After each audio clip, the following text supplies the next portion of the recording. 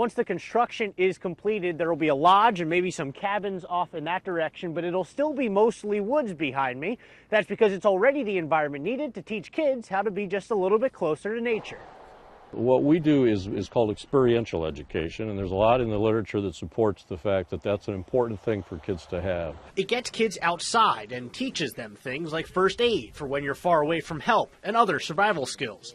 It's close enough to home to be convenient, but you wouldn't know it. When you get down in this ravine, there are a lot of animals down in there, and you forget that there's a street just a few hundred yards away. So it really gives a real sense of isolation and sort of the wilderness. There are already places like the Wiki Uphill Learning Center that the county says works as a launch pad to spark interest in nature. An opportunity to learn inside, learn about what's happening in Iowa, and then actually go outside, hike the trails, experience that native ecosystem. Dave is already involved in some of those programs, but Pathfinder is intended for kids past those introductory stages, like Boy Scouts and Girl Scouts. I think it is a pretty specialized niche in the Boy Scout world. It seems to be the slightly older scouts that handle this type of thing. So I don't think there's too many groups doing what they do. They won't be just learning about the outdoors, they'll be living it. Dave does that kind of work now, but in many different locations. So we're sort of, always moving about looking for places, and this will give us a permanent facility for those,